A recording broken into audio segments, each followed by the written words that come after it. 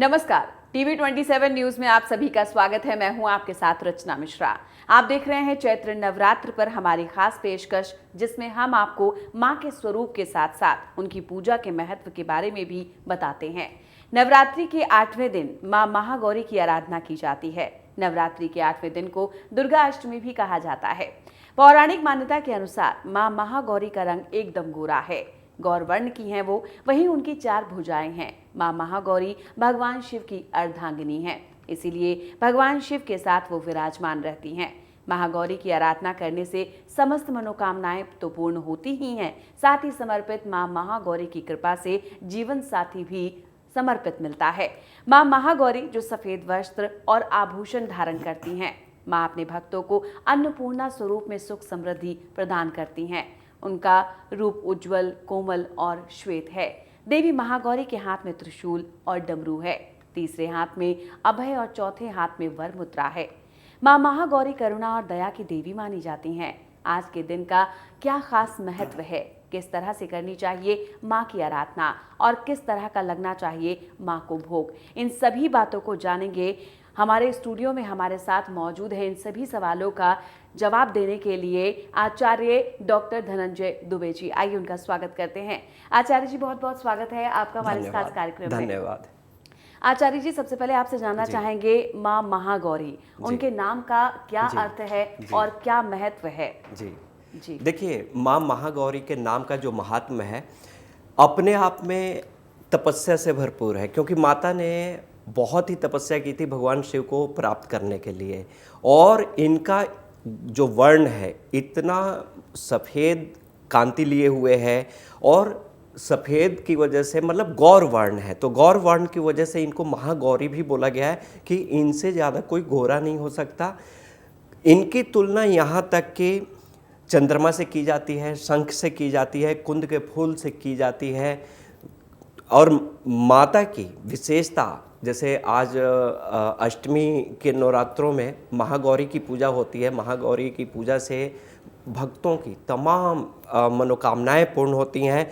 और साथ ही साथ जो इनकी महात्म है वो ये है कि इनकी आराधना मात्र से आप कितने वर्षों से कोई तपस्या या मानसिक इच्छा लेके इस धरती पे आए हैं वो संपूर्ण होता है। और साथ ही साथ ये भी है कि महागौरी आपकी हर तरह से सुरक्षा भी देती हैं, और जीवन को जीवन साथी के लिए और समस्त जीवन में समस्त कार्यों के, पुण्य के कार्यों के, दान के कार्यों के, जीवन के कार्यों में स्थिरता प्रदान करती हैं। तो ये माता का महिमा है।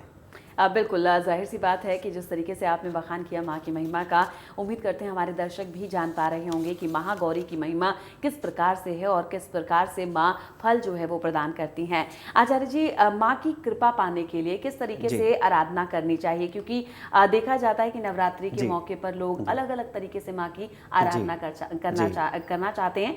हम आपसे जानना चाहेंगे सरल उपाय कि किस तरीके से हम देवी को प्रसन्न कर सकते हैं। बिल्कुल, देखिए, सबसे पहले तो आप माता का आभा समझिए, इनका वर्ण समझिए। और माता का जो आभा है श्वेत रूप धारण किए हुए है, जो वर्ण है सफ़ेद है। और माता की तपस्या के लिए, इनकी पूजा के लिए आपको सबसे पहले सफ़ेद वस्त्र धारण करें, स्वच्छता रहे। और साथ ही साथ महात्म है कि आज के दिन भगवान शिव की भी पूजा होती है इनके साथ, क्योंकि बिना शिव के महागौरी कोई भी पूजा स्वीकार नहीं करती हैं। तो भगवान शिव की भी स्तुति साथ के साथ करें, महारुद्राभिषेक भी कर सकते हैं। और माता का जो मेन महात्म्य है, इनको गंगा जल से अभिषेक करना चाहिए, पंचामृत से अभिषेक करना चाहिए, गाय के दुग्ध से अभिषेक करना चाहिए। और इनको दूसरा स्वरूप माँ पार्वती का ही माना गया है, ये स्वयं माँ पार्वती हैं अपने आप में। तो इनको लाल रंग के फूलों से श्रृंगार करें और अर्पित करें। कुमकुम हो गया, अक्षत हो गया, चंदन हो गया, इनको समर्पित करना चाहिए। और घी का दीपक प्रज्वलित होना चाहिए और निरंतर प्रज्वलित होना चाहिए। लेकिन माँ महागौरी के लिए आपको एक विशेष चीज़ ध्यान देना होगा कि आपको अपने मन में धैर्य रखना होगा, अपने मन पर नियंत्रण रखना होगा, संयम रखना होगा, तब जाके आपको ये वरदान भी देती हैं। बिल्कुल, तो संयम के साथ किसी भी काम को करेंगे हम तो उसका फल ज़रूर मिलता है। जैसे कि आचार्य जी कहा भी जाता है कि जी, सब्र का जी, फल हमेशा मीठा होता है। तो आपको जी, संयम के साथ माँ की आराधना करनी है और माँ आपकी पुकार अवश्य सुनेंगी। आचार्य जी, यहाँ पर देखा जाता है कि हर देवी का जी, अपना-अपना भोग होता जी, है और जी, कहते हैं कि दिनों के हिसाब से भी भगवती का भोग जो है तय किया जाता है। जी, अगर जी। हम महागौरी की बात करें तो किस प्रकार का उनका विशेष भोग जो है वो उन्हें दिया जाता है? देखिए, आज के दिन जो महागौरी के लिए जो भोग का प्रावधान है, वो ये है कि इनको समस्त पकवान प्रिय है। समस्त फल, समस्त जो भी फल हैं, साथ के साथ जो भी पकवान हैं, इनको अत्यंत प्रिय है और इनको पंचमेवा प्रिय है। भोग के स्वरूप में पंचमेवा दें इनको, दूध से बने हुए सारे इनको समस्त मिठाइयाँ प्रदान करें, खीर दीजिए इनको, खीर अत्यंत प्रिय है जो दूध से बना होता है, केसर डाला हुआ खीर होना चाहिए। और यहाँ पे माता को मतलब ये समर्पित करने के बाद विशेष तौर पे पान बड़ा प्रिय है, हरा पान, उसमें गुलकंद डलवाइए, मीठा डलवाइए, ये समस्त चीज़ें माँ को आप दें। बिल्कुल आचार्य जी, जिस तरीके से आपने कहा कि जी, खीर का भोग माँ को जी, लगाएं क्योंकि उनका खुद ही गौर वर्ण है जी, और सफ़ेद चीज़ें उनको बहुत पसंद आती जी, हैं। यहाँ पर एक चीज़ मैं आपसे जानना चाहूँगी, जी, अपने दर्शकों को भी बताना चाहेंगे हम कि जिस तरीके से देखा जाता है कि कुछ लोग ऐसे भी हैं जी। जिनके पास खीर की सामर्थ्य नहीं है हाँ जी। और कुछ लोग चीनी से भी मात्र भोग लगाते हैं। बिल्कुल, बिल्कुल। और ऐसे लोगों को आप क्या कहना चाहेंगे कि वो किस तरीके से माँ पर, जी, हालांकि उनकी जी, अटूट आस्था है, जी, अटूट विश्वास है, जी। तो वो ऐसे समय में क्या करें जिससे हाँ। कि माँ की कृपा उन्हें प्राप्त हो? ये आपने बहुत सही चीज़ पूछा कि जो लोग इतना सामर्थ्य ना रखते हों, जी। वो लोग, वैसे तो माँ को जो भोग चढ़ता है ना, वो श्रद्धा का भोग चढ़ता है। बिल्कुल। आप श्रद्धा समर्पित कीजिए, एक पुष्प भी डाल देंगे माँ के आगे तो आपको आपका दिया हुआ भोग उनको स्वीकार्य होगा। बिल्कुल। और हमारे एक चलन में है, हमारे त्योहारों के चलन में है, हमारे धर्म में है, माँ जैसे सफ़ेद बतासे आते हैं, जी। माँ को अत्यंत प्रिय है बिल्कुल। और उससे सस्ता कुछ हो नहीं सकता। जैसे आपने अभी कहा कि चीनी बिल्कुल। भी दे सकते हैं, बिल्कुल। तो माँ को अपने ओर से कोई भी मीठा चीज़ दीजिए, उनको अत्यंत प्रिय है। और यहाँ तक कि आप जो भी श्रद्धापूर्वक समर्पित करेंगे उनको स्वीकार्य होगा। बिल्कुल सही बात है आचार्य जी, आपने कहा कि अगर कोई प्यार से भाव के साथ एक फूल भी माँ के चरणों में अर्पित कर देता है ना, तो उससे जो चीज़ है उससे बड़ी कोई चीज़ हो नहीं सकती है। यहाँ पर आचार्य जी एक चीज़ मैं और आपसे जानना चाहूँगी कि देखा जाता है कि माँ जो है अलग अलग, जिस तरीके से लक्ष्मी माता की बात करें तो उन्हें कमल का पुष्प जो है वो अर्पित किया जाता है। जी। माँ काली की बात करें तो कहते हैं कि गुड़हल का फूल उन्हें चढ़ाना चाहिए। जी। एक फूल 100 नारियल के बराबर होता है, ये भी कहा जाता है। बिल्कुल, बिल्कुल अगर सही। माँ महागौरी की बात करें तो जी। उन्हें कौन सा फूल चढ़ाना चाहिए ताकि उनकी जो है अनन्य कृपा हमें प्राप्त हो सके? बिल्कुल, ये आपने बहुत सही पूछा। माँ गौरी के लिए जो पुष्प है वो लाल पुष्प होना चाहिए और साथ ही साथ इनको सफ़ेद पुष्प भी, खुशबू वाला पुष्प बहुत प्रिय है, क्योंकि इनका श्वेत वर्ण होने की वजह से सफ़ेद पुष्प भी इनको बहुत अच्छा लगता है और लाल पुष्प तो इनका है ही प्रिय। तो ऐसी स्थिति में, और रही बात पुष्प की, तो देखिए देवियों में जो देवियों की शक्तियाँ होती हैं उनके लिए गुड़हल का फूल बड़ा एक वो माना गया है कि विशेष तौर पे देवी को ये फूल पसंद है, क्योंकि वो जैसे लालिमा लिए हुए होता है, तो देवी के 9 स्वरूप को लाल फूल पसंद तो है ही। और साथ ही साथ हम लोग क्या करते हैं, मार्कंडेय पुराण में भी ये लिखित है कि देवी का जो वर्ण है उस वर्ण के अनुसार उनको सामग्री, फूल, माला ये समर्पित किया जाता है। तो महागौरी का जो वर्ण है श्वेत वर्ण है, तो ऐसी स्थिति में माता को सफ़ेद पुष्प जरूर समर्पित करें और साथ ही साथ लाल फूल प्रिय तो है ही। बिल्कुल। और आचार्य जी, यहाँ पर अगर देखा जाए कि जिस तरीके से मंत्रों की बात की जाती जी। है, तो ये कहा जाता है कि मंत्र में वो शक्ति होती है जिसके ज़रिए हम भगवान को भी अपने वश में कर सकते हैं। बिल्कुल। अगर हम मंत्रों का सही जाप करते हैं और सही मंत्र का जाप गुरु के अनुरूप करते हैं, तो वाकई वो मंत्र हमें काफ़ी सिद्धि की तरफ ले जाता है। जी। यहाँ पर अगर माँ महागौरी की बात करें, जी। तो कौन सा मंत्र उनके लिए जपना चाहिए और किस तरह से उसका विधि विधान करना चाहिए? बिल्कुल। देखिए, महागौरी की अगर बात करें तो इनके लिए जो मंत्र है तो कल्याण करने वाली, जी। क्योंकि समस्त ब्रह्मांड की कल्याण कर रही है। तो सबसे पहला मंत्र तो इनके लिए है कि सर्व मंगल मांगल्ये शिवे सर्वार्थ साधिके शरण्ये त्र्यंबके गौरी नारायणी नमस्तुते। ये माँ भगवती का ये मंत्र है। इसके अलावा अगर बीज मंत्र दूं तो इनके लिए जो बीज मंत्र है वो है ओम ऐम ह्रीम महागौरे दिव्यै नमो नमः। ये इनका बीज मंत्र है।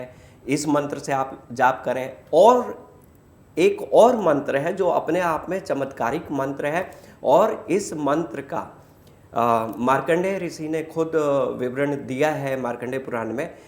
इस मंत्र से आप जो भी अपनी मानसिक इच्छा लेके जपेंगे वो पूरा होगा। वो मंत्र है ओम गौरी शंकराय नमः, क्योंकि शंकर की प्रिय गौरी हैं और ये मंत्र माता गौरी को अत्यंत प्रिय है। तो इस मंत्र से आप जो भी संकल्प लेके करेंगे वो जरूर संपूर्ण होगा। बिल्कुल। आचार्य जी, मंत्रों की क्या कोई निश्चित संख्या भी है कि हमें इतनी संख्या में जो है ये मंत्र जाप करने हैं? किस प्रकार की माला पर करना चाहिए? क्योंकि अक्सर हम देखते हैं कि कुछ जो है मूंगे की माला पर करते हैं, कुछ तुलसी की माला पर करते हैं, कुछ रुद्राक्ष की माला पर करते हैं। तो कौन सी माला को जो है कितनी माला करनी चाहिए जिससे हमें सही और अच्छा फल प्राप्त हो? जी। देखिए, माँ महागौरी के लिए जो हम जाप करते हैं, सबसे पहले तो ये समझिए कि जब आपको जाप करना हो तो एक होता है निष्काम जाप, मतलब कि आप जाप कर रहे हैं लेकिन कोई संकल्प नहीं है, बस देवी के प्रति जो प्रेम है वो आभार व्यक्त कर रहे हैं जाप करके।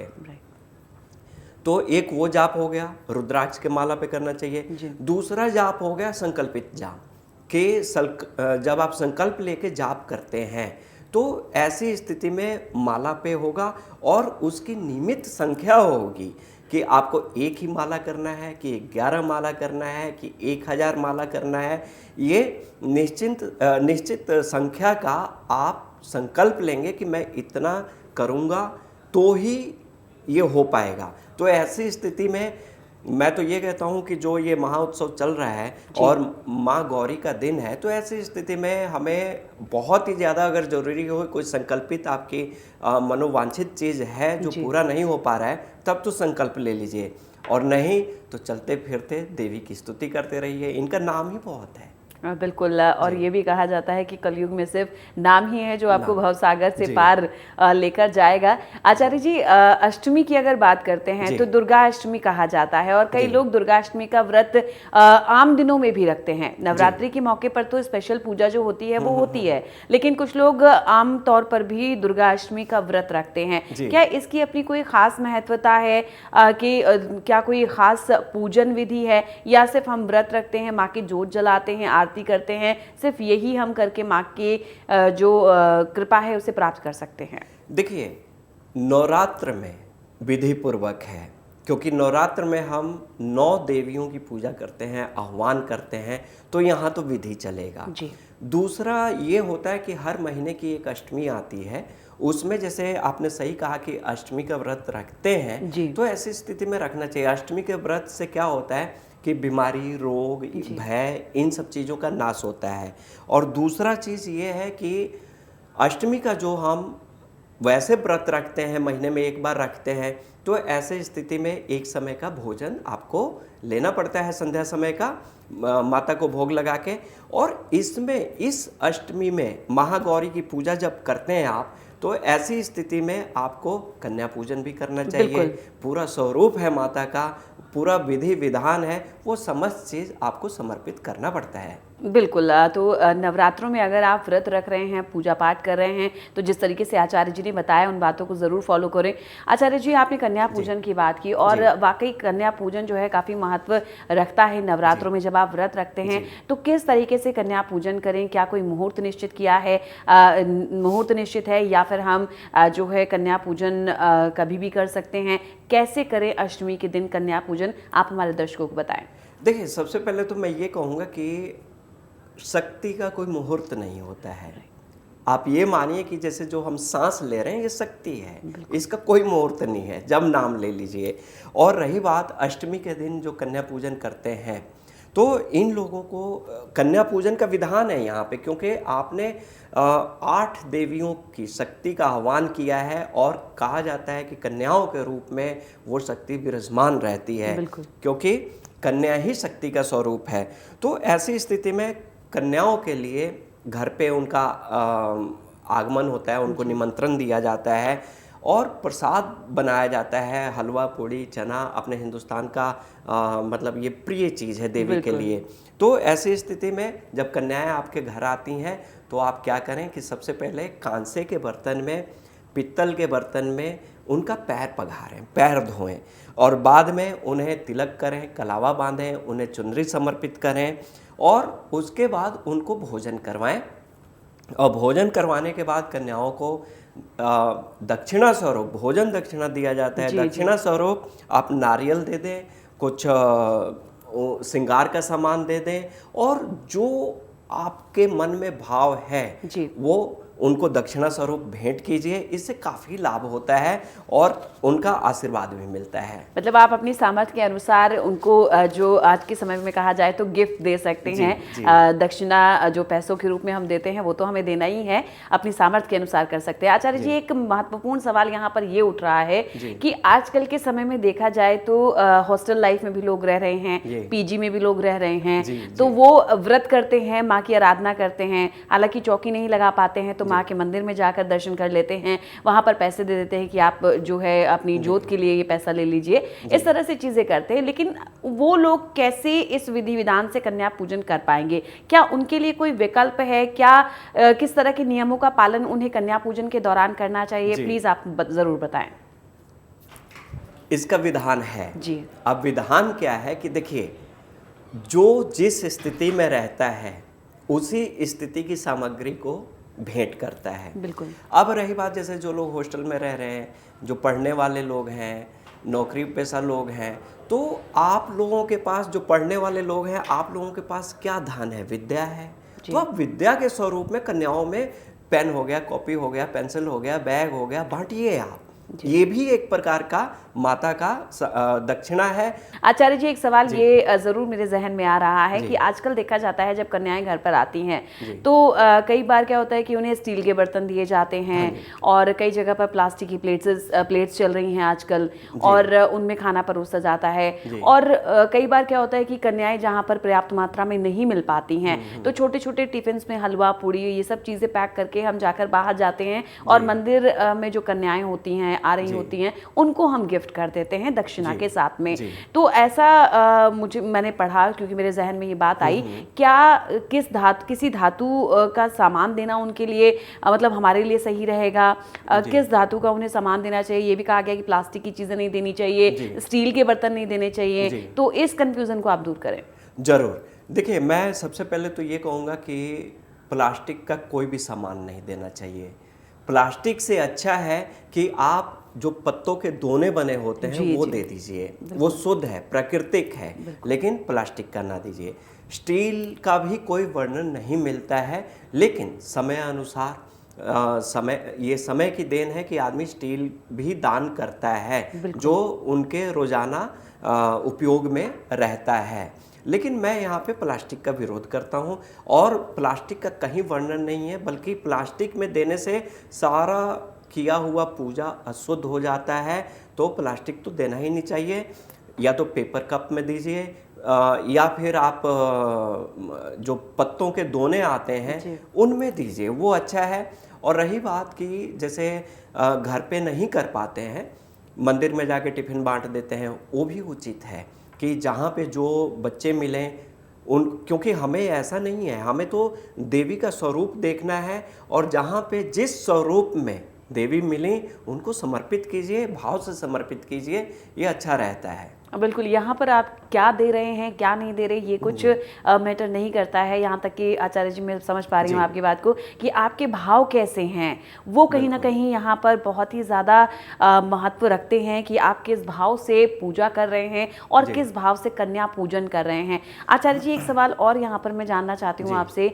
अक्सर देखा जाता है, मैंने कई लोगों को ये कहते सुना कि जो लोग नवरात्रों का व्रत रखते हैं तो व्रत का समापन, जहाँ तक मैंने भी सुना है कि कहा जाता है कि जब दशमी तिथि लग जाती है तब आपको व्रत का समापन करना चाहिए, व्रत का पारण करना चाहिए। लेकिन अक्सर देखा जाता है, कई जगह पर मैंने देखा है और सुना भी है कि जैसे ही हमने कन्या पूजन किया उसके बाद उसी प्रसाद को खाकर लोग अपने व्रत को समाप्त कर देते हैं। क्या ये तरीका सही है या अन्य कोई तरीका है, या किस तरीके से पारण करना चाहिए, आप हमारे दर्शकों को जरूर बताएं। देखिए, पारण करने का एक विधि होता है। जैसे जो लोग 9 दिन के व्रत का संकल्प लेते हैं तो ऐसा नहीं है कि वो दशमी को पारण करेंगे। 9 दिन के व्रत का संकल्प मतलब नवमी के दिन या अष्टमी के दिन का भी संकल्प लेते हैं। तो इस दिन क्या होता है कि जब आप हवन कर लेते हैं, अग्नि के माध्यम से आप तमाम सूक्ष्म देवों को समर्पित कर देते हैं अपना पूजा पाठ, मंत्र जाप, तपस्या, तो ऐसी स्थिति में वहाँ पे आपका व्रत संपूर्ण हो जाता है। उसके बाद रही बात कि जब कन्याओं को हम भोग लगा देते हैं तो भोग लगाने के बाद समझिए कि प्रसाद स्वरूप आप लेते हैं, तो ये भी उचित है। अब रही बात कि कुछ लोग साधना के तौर पे 9 दिन का संकल्पित होता है कि 9 दिन तक वो कुछ नहीं करेंगे, वो दशमी में पारण करते हैं। आपकी बात सही है लेकिन उन लोगों के लिए है जो साधना के तौर पे संकल्प लेते हैं कि 9 दिन का पूर्णतः संकल्प और दशमी पर पारण, मतलब नवमी उपरांत दशमी पर पारण का ये संकल्प होता है, तो उन लोगों के लिए है। लेकिन जिन्होंने 9 देवियों का सिर्फ वो किया है, आह्वान किया है, उनके लिए ये मायने नहीं रखता। और दशमी का बहुत कम ऐसे देखने में आता है, लेकिन होता है, दशमी का भी होता है, लेकिन उन्हीं लोगों के लिए होता है जो पूर्णतः 9 दिन का संकल्प लिए हैं और उनको जाप करना हो, तपस्या करना हो, कोई साधना कर रहे हैं, उनके लिए ये उचित है। बिल्कुल। आचार्य जी, एक चीज़ यहाँ पर और जानना चाहेंगे कि जैसे हम लोग हवन करते हैं तो कई बार, हालांकि खुद मैं कंफ्यूज रहती हूँ कि जब हम हवन कर रहे हैं तो जब हम आहुतियाँ डालते हैं तो हमें कितनी आहुतियाँ डालनी चाहिए, क्योंकि ये सवाल बहुत ज़्यादा इंपॉर्टेंट इसलिए हो जाता है क्योंकि अष्टमी के दिन अगर आप कन्या पूजन करते हैं तो पहले हवन भी किया जाता है और नवमी पर भी अगर करेंगे तो आपको हवन करना होता है। और अक्सर देखा जाता है कि नवरात्रों में रोज़ ही लोग जो है आहुतियाँ देते हैं, जो है अग्नि प्रज्वलित करके घर पे। तो आप जरा समझाएं कि किस तरीके से जो है हम कौन से मंत्र का जाप कर सकते हैं जो कि सही उच्चारण जिसका किया जा सके, और कितनी आहुतियां देनी चाहिए और जिससे कि माँ की कृपा हमें मिल सके। बिल्कुल। देखिए, पहली चीज जो आहुतियों की बात की आपने, हवन की बात की, तो इसमें 2 सिस्टम है जी। पहला सिस्टम तो ये है कि आपने कितना मंत्र जपा माला पर जी। 9 दिन जपे, 8 दिन जपे, वो आपकी संख्या पर निर्भर करता है। तो उसका दशांश हवन करना चाहिए, 10% उसका मंत्रों का हवन करना चाहिए। अगर जैसे आपने मान लीजिए कि 100 माला जाप कर दिया तो आपको 10 माला का हवन करना चाहिए। और जिस मंत्र से आप जाप कर रहे हैं, हवन करते समय उस मंत्र के अंत में स्वाहा जरूर लगाना चाहिए। स्वाहा का मतलब होता है कि पूरे ब्रह्मांड को हम समर्पित कर रहे हैं अग्नि के माध्यम से। तो ऐसी स्थिति में, और जो लोग मतलब माला नहीं जप रहे हैं लेकिन मानसिक जाप चल रहा है, तो उनको 21 की संख्या में आहुति देना चाहिए मंत्रों से, जिस मंत्र का भी जाप कर रहे हैं। और यहाँ पे और भी बहुत सारी चीज़ें हैं कि जैसे शिव का भी मंत्र होता है, दुर्गा का भी मंत्र होता है, लेकिन निर्भर करता है कि आप कौन से मंत्र से जाप कर रहे हैं। आपका गुरु मंत्र हो सकता है, वो भी गुरु मंत्र अगर है तो मान के चलिए कि आप सर्वश्रेष्ठ हैं, आपका मतलब फिर तो आपको माला करना आवश्यक हो जाता है। लेकिन जो लोग मानसिक करते हैं वो अपना एक 21 की संख्या में करते जाएं। और जो आपने अभी कहा कि कुछ लोग रोज करते हैं, जी जी, वो भी अच्छा है, ऐसा नहीं है। इसलिए अच्छा है कि मान लीजिए कि अगर आज का पूजा है, आज ही हमने संध्या के समय में, सुबह के समय में या संध्या के समय में हमने समर्पित कर दिया देवी को, ये भी अच्छा है कि जो भी हमने जमा किया वो देवी को समर्पित कर दिया, तो ये भी उचित है। लेकिन जो अष्टमी और नवमी पे हवन होता है, इसका विधान है और इसमें समस्त वो पकवान भी जाते हैं जो आप देवी के भोग के लिए तैयार करते हैं। बिल्कुल। और जो हम भोग के लिए तैयार करते हैं, अगर हम रोज़ाना करते हैं तो जो भी हम जिससे हम अपना व्रत खोलेंगे या जो हम ग्रहण करेंगे वो चीज़ भी उसमें हम अर्पित कर सकते हैं, जिससे कि माँ को भोग भी लग जाएगा और हमारी पूजा भी सफल हो जाएगी। आचार्य जी, यहाँ पर अगर देखा जाए तो जिस तरीके से कई बार क्या होता है कि महिलाएं अक्सर माँ की आराधना करती हैं, सबसे ज़्यादा महिलाएं ही कहेंगे कि करती हैं, गलत नहीं है ये। लेकिन यहाँ पर कई बार क्या होता है कि कुछ चीज़ें ऐसी होती है कि जैसे हमने व्रत रखा और फिर बीच में ऐसा हो जाता है कई बार, हालांकि अक्सर होता नहीं है ऐसा, लेकिन कई बार ऐसा होता है कि बाद में हम पूजा करने योग्य नहीं रह जाते हैं या हम कन्या पूजन करने योग्य नहीं रह जाते हैं, तो ऐसी स्थिति में क्या करना चाहिए? बहुत बढ़िया सवाल। देखिए, ऐसी स्थिति में देखिए, शक्ति का उत्सव है, शक्ति नहीं मनाएगी तो कौन मनाएगा? ठीक है। और स्त्रियों के प्रति, स्त्रियों के मन में जो पूजा पाठ के प्रति जो भाव होता है ना, वो मुझे लगता है कि इस ब्रह्मांड में किसी और के पास हो ही नहीं सकता। तो ऐसी स्थिति में क्या होता है कि जो भी माँ बहन है और ठीक है, तबीयत खराब हो जाती है, बीच में नहीं करने योग्य होते हैं, तो आप छोड़ दीजिए, आपका स्वीकार्य है। और जब आप स्वच्छ हो जाएं तो आप कर लीजिए, और नहीं तो क्या होगा कि आप अपने पुरोहित महाराज को संकल्प दे दीजिए, वो कर देंगे आपके निमित्त। क्योंकि पुरोहित का मतलब ही होता है परहित करने वाला, और हर किसी का एक पुरोहित होता है। तो पुरोहित महाराज क्या करेंगे, वो उनका किया हुआ, ये मान के चलिए कि वो आप ही के निमित्त करेंगे और उनका किया हुआ स्वीकार होगा, तो आप अपने पुरोहित महाराज को ये समस्या बता के आप उनको अपना संकल्प दे दीजिए और वो अपना हवन भी कर देंगे और अपने एंड से जो भी चीज़ें होंगी। और जब आप नॉर्मल दिनों में आएँ तो उसके बाद आप जो भी दान करना है ज़रूर कीजिए, इसमें कहीं कोई रुकावट नहीं है, इसको बाधा भी नहीं माना जाता है, क्योंकि ये दैवीय स्वरूप है और ये प्रकृति का नियम है। तो प्रकृति का नियम कभी बाधा नहीं हो सकता। बिल्कुल। आचार्य जी, एक सवाल और मेरे जहन में है कि अक्सर हम देखते हैं कि हम नवरात्र का व्रत कर रहे हैं, लेकिन कुछ लोग ऐसे होते हैं जो सप्ताह में एक दिन व्रत करते हैं, चाहे वो मंगलवार का हो, सोमवार का हो, गुरुवार का हो। तो ऐसे में वो जाहिर सी बात है कि 9 दिनों में वो दिन जरूर आता है। तो ऐसे में कोई कंफ्यूजन की स्थिति ना हो, आप जरा समझाएं कि उस व्रत का भी, क्या वो व्रत भी उसी में माना जाएगा, किस तरीके से उनकी पूजा जो है की जा सकती है?